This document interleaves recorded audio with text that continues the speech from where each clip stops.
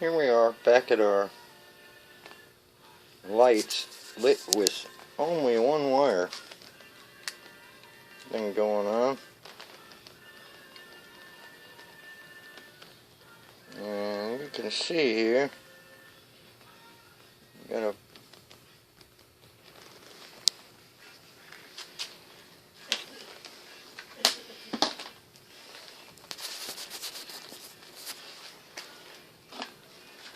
bunch of them here. See, we got our little,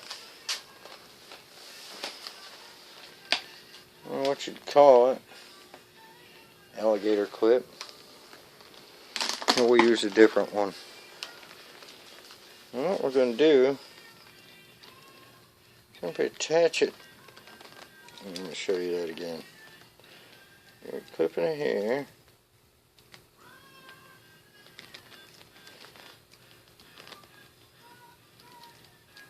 You can see they get brighter. Still nothing. Let me touch it. Here's our amp meter that's reading milliamps DC.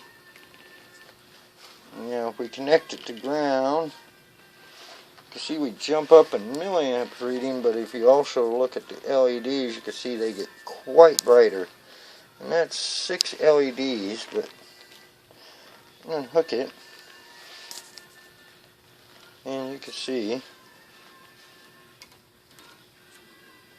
ground,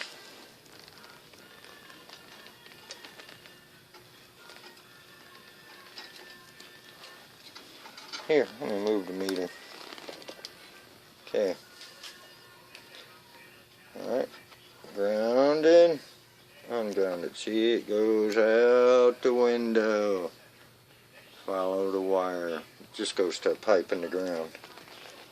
Now, the connected, we get quite bright illumination at about 94 milliamps. Unconnected drops below 80 milliamps. You can just touch it or whatever and it illuminates pretty good. But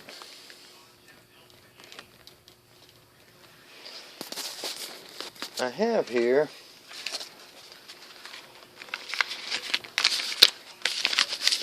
you'll excuse this. I don't really have too much patience for things, or even people for that matter. Let me get my paper here where you can read it.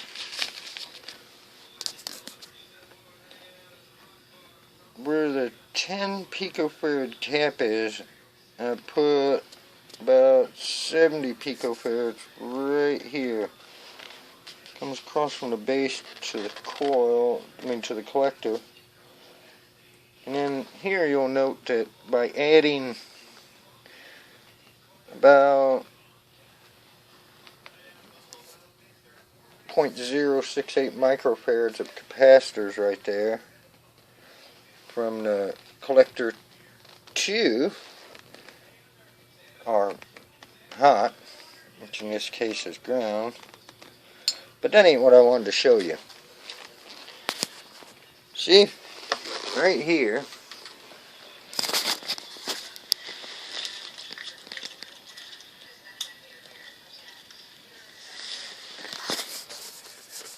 no power. No power.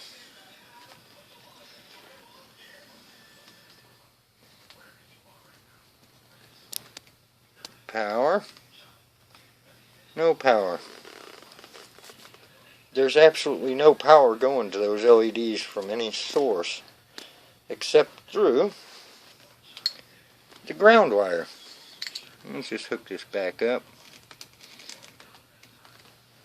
As I was saying earlier, it's a simple Joule thief circuit.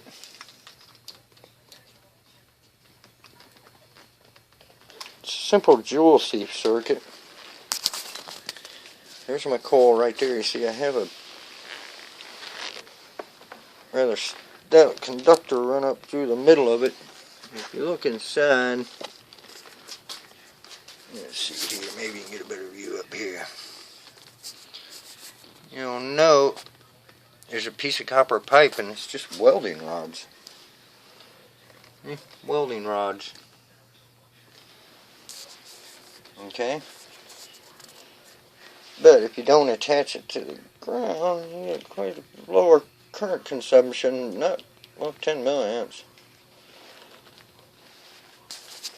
Another intriguing thing I noted about it, let me get my little handy meter out.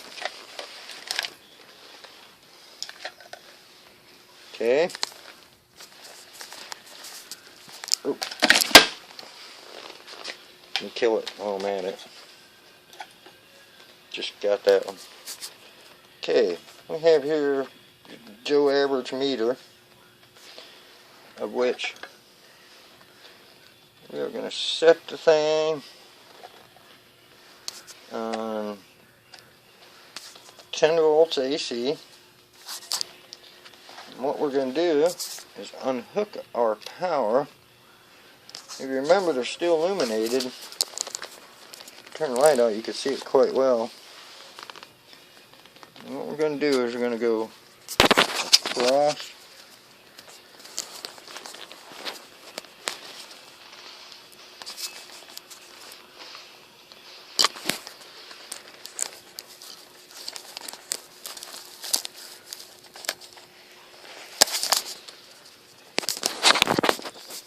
Take a reading across the circuit.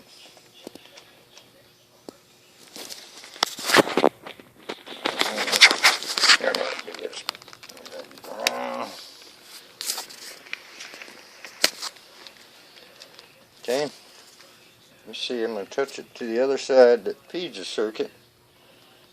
And note here how we have approximately, let's say, 4 volts, 3.9, something like that. Now this is not a very high impedance meter. In fact, it's quite low, which I find intriguing that you would even have anything coming out of it in that magnitude of order, considering the fact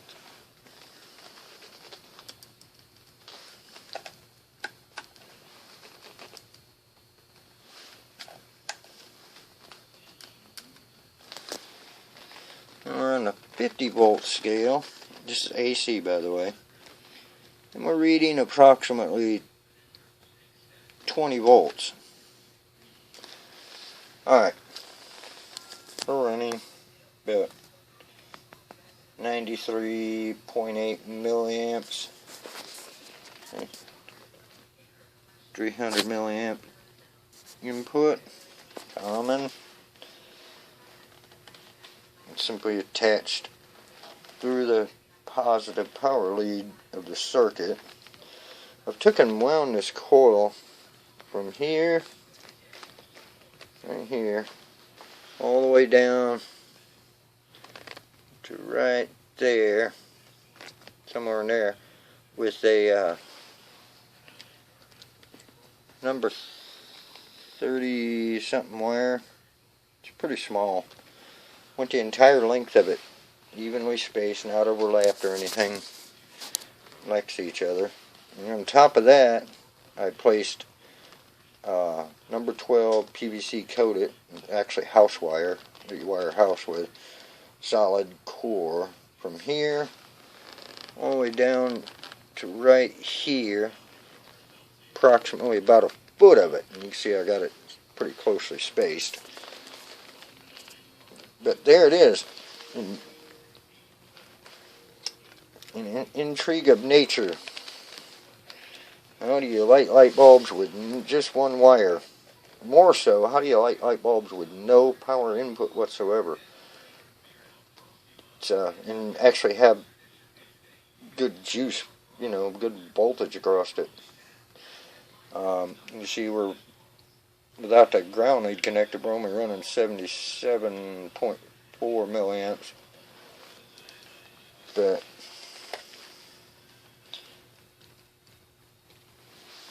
See, we're back up to 92.8.